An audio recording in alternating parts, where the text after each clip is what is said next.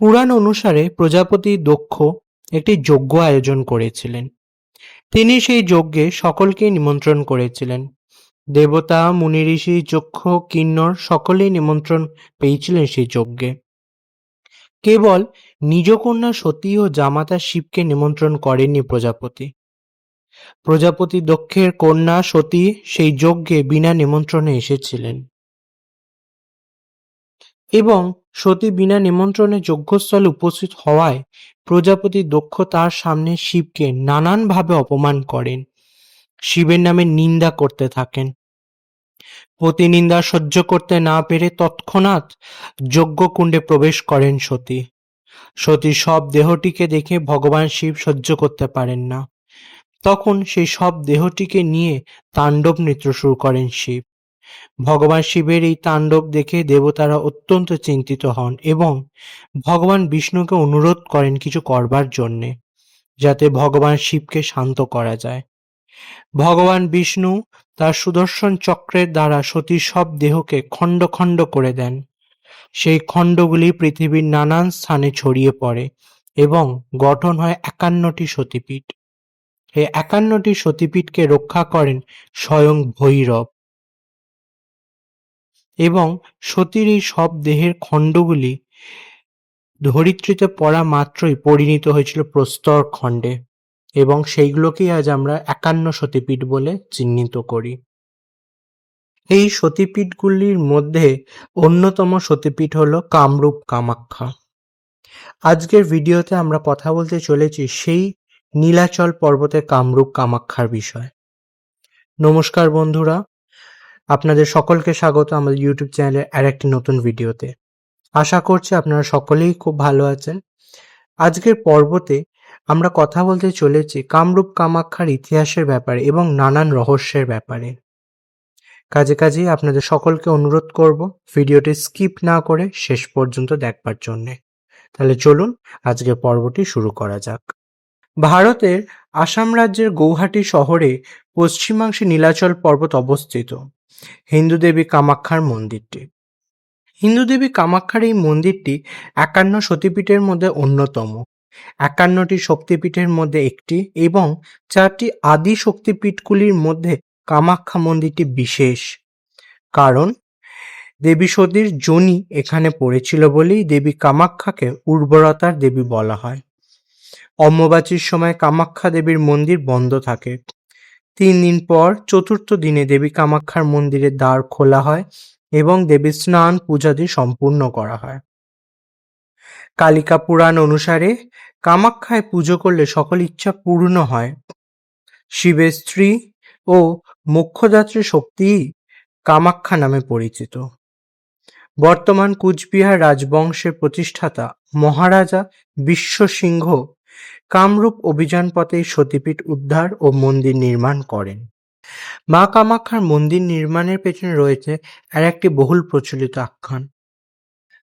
কথিত আছে যে অহোম রাজার সাথে যুদ্ধ চলার সময় একদিন রাজা বিশ্বসিংহ ও তার ভাই শিব সিংহ দুজনেই হারিয়ে গেছেন তাদের সৈন্যদলদের থেকে। তারা দুজনেই ক্লান্ত এবং তৃষ্ণার্ত হয়ে নীল পর্বতের জঙ্গলে ঢাকা কুণ্ডের সামনে এসে উপস্থিত হন। তারা জানতেন না সেই দেবীপীঠ। উভয়ে দেখলেন সামনে এক বৃদ্ধা পুজো করছে। দুজনেই গিয়ে সেই বৃদ্ধার কাছে জল চাইলেন। বৃদ্ধা বললেন, সামনের ঝর্ণার থেকে জল পান করো। জল পান করে এসে রাজা বিশ্বসিংহ তার ভাই শিব সিংহ জানতে চাইলেন এই মৃত্তিকা স্তূপের সামনে কার পূজা করছেন তিনি। বৃদ্ধা জানালেন, ইনি দেবী মহামায়া। এখানে যে যা প্রার্থনা ব্যক্ত করেন দেবী তার সেই ইচ্ছা পূর্ণ করেন, এর অন্যথা হয় না। শুনে রাজা বিশ্বসিংহ মনে মনে প্রার্থনা করলেন তিনি যেন তার হারানো সৈন্যদলকে খুঁজে পান এবং তার যদি সেই মনোবাঞ্ছা পূর্ণ হয় সে সেখানে সোনার মন্দির নির্মাণ করে দেবেন মা কামাখ্যার জন্য এবং মায়ের নিত্য পূজার ব্যবস্থাও করবেন। বৃদ্ধা জানালেন দেবীকে ছাগাদি বলি, সিঁদুর, গন্ধ, পুষ্প, রক্তবস্ত্র, অলঙ্কার তাঁরা পূজা করতে হয়। যাই হোক, মহাদেবী ভবানী কামাখ্যা রাজার ইচ্ছা পূর্ণ করেন, রাজার বাসনা পূর্ণ হলো এরপর একটি জনশ্রুতি অনুসারে একদিন রাজা বিশ্বসিংহ এই স্থানে এসে ওই কুণ্ডের মাহাত্ম্য শুনলেন। তিনি ভাবলেন পরীক্ষা করে দেখা যাক আদৌ সেটি সত্যি কিনা। এই ভেবে তিনি তার আঙুলের একটি হীরক আংটি এই কুণ্ডে ফেলে মনে মনে বললেন, যদি কাশীর গঙ্গা থেকে আমি এই আংটি ফেরত পাই তবেই দেবীর মহিমা মানব। এই ঘটনার পর একদা তিনি কাশীধামে গিয়ে তর্পণকালে এই আংটি পুনরায় ফেরত পেলেন। তিনি এই কুণ্ডের মাহাত্ম্য সম্বন্ধে আরও জানার জন্যে রাজ পণ্ডিতদের নিয়ে একটি বিচার সভাও বসালেন। পণ্ডিতগণ শাস্ত্র ঘেঁটে জানালেন যে এই স্থানে দেবী সতীর যোনিঅঙ্গ পতিত হয়েছে এবং দেবী সেখানে কামাখ্যা রূপে বিরাজিতা। এই শুনে মহারাজা বিশ্বসিংহ সেখানে মন্দির নির্মাণে অগ্রসর হলেন। মহারাজার আদেশে লোকজন লেগে কাজে নেমে পড়ল। জঙ্গল পরিষ্কার করে কুণ্ড উদ্ধার করার সময় বিশ্বকর্মা উপস্থিত মন্দিরের ভিত উদ্ধার হলো। যোনিমুদ্রা সহ মূল পীঠ আবিষ্কৃত হলো। মহারাজা বিশ্বসিংহ প্রতিজ্ঞা করেছিলেন তাঁর মনস্কামনা পূর্ণ হলে সোনায় মুড়ে দেবেন, কিন্তু এত সোনা পাওয়া মুশকিল, তাই কেবল ইট দ্বারা মন্দির নির্মাণের ব্যবস্থা হলো। কিন্তু প্রতিদিন মন্দিরের ইট খসে খসে পড়তে লাগলো। একদা মহারাজ বিশ্বসিংহকে স্বপ্নে মা দেখা দিয়ে জানালেন, হে রাজন, কি প্রতিজ্ঞা করেছিলে মনে করো? সোনার মন্দির করবে বলেছিলে, তাকে বিস্মিত হয়েছ? রাজা গদগদ হয়ে বলল, মা, সন্তানের অপরাধ ক্ষমা করো। এত স্বর্ণ কোথায় পাবো? মা জানালে, চিন্তার কিছু কারণ নেই। প্রতি ইষ্টকে 1 রতি করে সোনা দিবে। রাজা স্বপ্নাদেশ পেয়ে সেই মতন মন্দিরের নির্মাণ করলেন এবং প্রত্যেকটি চূড়াতে 1 রতি করে সোনা রাখলেন। রাজা শ্রীক্ষেত্র থেকে নিয়ে আসা কামাখ্যা দেবীর সেবা পূজার জন্য নিয়োজিত করলেন পুরোহিতদের। এই স্থানে তন্ত্র পুরাণ আলোচনা হতে লাগলো। সাধুরা এখানে তন্ত্র সাধনা করতে লাগলেন। সেই সব শাস্ত্রের জীর্ণ লিপি এখনো আসামের কিছু স্থানে পাওয়া যায়, কিছু গৃহে দেখা যায়, এবং এই ন্যায় মা কামাখ্যার পুজো শুরু হলো। 1533 খ্রিস্টাব্দে মহারাজা বিশ্বসিংহের মৃত্যুর পর তার সুযোগ্য পুত্র মল্লবদেব মহারাজা নরনারায়ণ নামে কুচবিহার রাজ সিংহাসনে বসেন এবং তার ভ্রাতা চিলা রায় নাম দিয়ে রাজার প্রধান সেনাপতি পদে নিযুক্ত করেন। কালা পাহাড়ের অত্যাচারে মন্দিরে নানান ক্ষয়ক্ষতি হয় এবং সেই ক্ষয়ক্ষতি দেখে মন্দিরকে পুনরায় আবার ঠিক করবার জন্য উদ্যোগী হন রাজা নরনারায়ণ। 1555 থেকে 1565 খ্রিস্টাব্দের মধ্যে কামাখ্যা মন্দির নির্মাণ কার্য সম্পূর্ণ হয়। শুভ দিনে পূজার জন্য মহারাজা নরনারায়ণ তার পত্নী মহারানী ভানুমতি আর রাজকুমার চিলা রায় তার পত্নী রানী চন্দ্রপ্রভাকে এবং অন্যান্য সদস্যদের নিয়ে কামরূপ পর্বতের দিকে গমন করেন। তাদের উপস্থিতিতে কামরূপ কামাখ্যার সেই মন্দিরে মায়ের পূজা নির্বিঘ্নে সুসম্পূর্ণ হয়। চারিদিক মায়ের জয়গানে ভরে ওঠে। দেখা যাচ্ছে তখন মাতৃসাধক কেন্দুকেলায় ঠাকুরের অনেক ভক্তি। মা কামাখ্যা নিজে এসে ঠাকুরকে দেখা দিতেন, ভোগ খেতেন, আরতির সময় নাচতেন। দরজা বন্ধ করে কেন্দুকেলাই ঠাকুর মায়ের আরতি করতেন। বাইরে ঢাক, ঢোল, শঙ্খ, কাঁসার ইত্যাদি আওয়াজে মা অত্যন্ত খুশি হতেন এবং ভেতরে চলত সেই আরতি। কেউ বাধা দিত না। বাইরের লোক মাঝে মাঝে কেবল ভেতর থেকে ভেসে আসা নূপুরের ধ্বনি শুনতেন। কেউ কেউ উকি ঝুঁকি মারবার ইচ্ছা থাকলেও তার দুঃসাহস দেখাতেন না। যারা সরল মনের ছিলেন তারা কেন্দুকলাই ঠাকুরকে খুব ভালোবাসতেন। বিপদে আপদে ঠাকুরের কাছে যেতেন, ঠাকুরের কথাও মা শুনতেন। অনেক মৃতপ্রায় লোক মায়ের কৃপায় সুস্থ ও আরোগ্য জীবন লাভ করত। ঠাকুর কেন্দুকলাই সবসময় শুধু মাতৃভক্তিতেই লীন থাকতেন। সেই সময় দেখা যাচ্ছে কিছু কুটিল মানুষ ছিলেন, বিশেষত মন্দিরের কিছু ব্রাহ্মণ পুরোহিতরা এবং কিছু রাজকর্মচারীরা, যারা নিজেদের স্বার্থসিদ্ধি হেতু ঠাকুর কেন্দুকলাইয়ের নামে নানান গুজব রটাতে শুরু করলেন।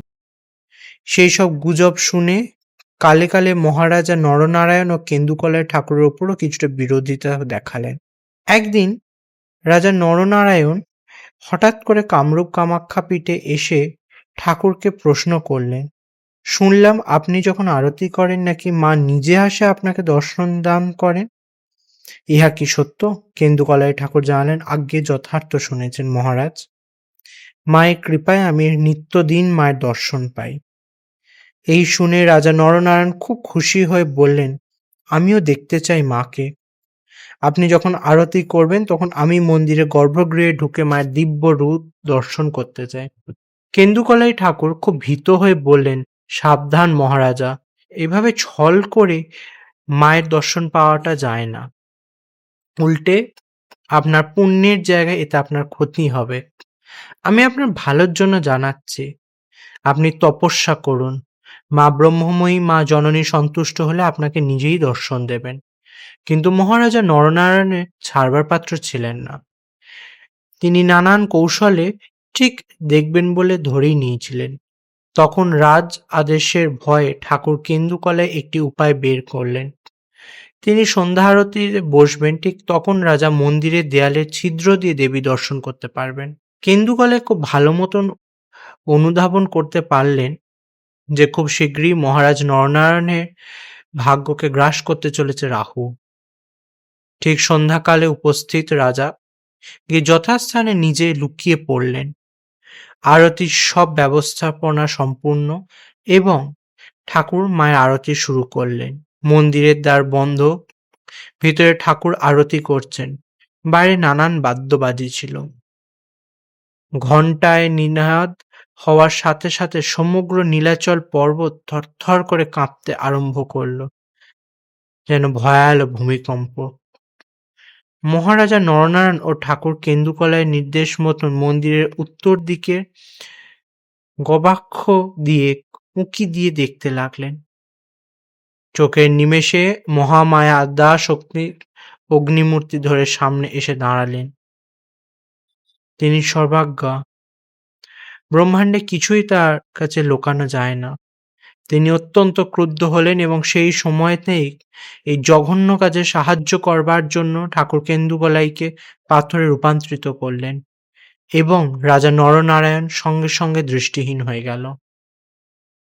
মা কামাখ্যা অত্যন্ত ক্রুদ্ধভাবে রাজাকে জানালেন, রাজা, এই ঘোরতর ছলনার ফলে আজ হতে তুই বা তোর রাজবংশের কেউ আমার এই পীঠস্থান দর্শন তো দূর, এই নীল পর্বতেও যদি আরোহণ করিস তবে সর্বাংশে নির্বংশ হতে হবে তোদের। চোখের জলে ফেটে পড়লেন রাজা এবং বুক ভরা কষ্ট নিয়ে রাজা সেই নীলাচল পর্বত ত্যাগ করলেন। সেই থেকে আজ অবধি এই রাজবংশের অর্থাৎ কোচবিহার রাজবংশের কোনো সদস্য নীলাচল পর্বতে যান না এবং মা কামাখ্যার মন্দিরে তারা পুজোও দেন না। এই অভিশাপকে মাথা পেতে ঠাকুরের আদেশ বলেই তারা মাথা পেতে নিয়েছেন এবং এইভাবেই চলে আসছে এখন অবধি সেই সেবা। আজ অবধি কোচবিহার রাজবাড়ির কোনো সদস্য কিন্তু আর মন্দিরের দায়িত্ব কার্যে ভাগ পাননি। পরবর্তীকালে নানান রাজা সেই মন্দিরের ভার পেয়েছেন এবং সেইখান থেকেই পূজা ইত্যাদি চলে আসছে। আশা করছি আপনাদের সবার আজকের পর্বটি খুব ভালো লেগেছে। আপনারা হয়তো অনেক অজানা তথ্য জানতে পেরেছেন আমাদের এই পর্বটির মাধ্যমে। আরও নতুন নতুন ভগবানের সম্বন্ধে নতুন নতুন কাহিনী শুনতে হলে আমাদের চ্যানেলটিকে একটু সাবস্ক্রাইব করে দেবেন, একটু লাইক শেয়ার করে আমাদের পাশে থাকবেন এবং মা কামাখ্যার আরও অজানা রহস্যর জন্য চোখ রাখতে হবে আমাদের পরের পর্বটিতে। আপনার সাথে খুব শিগগিরই দেখা হচ্ছে, ততক্ষণ আপনারা ভালো থাকবেন এবং আমাদের পাশে থাকবেন। নমস্কার।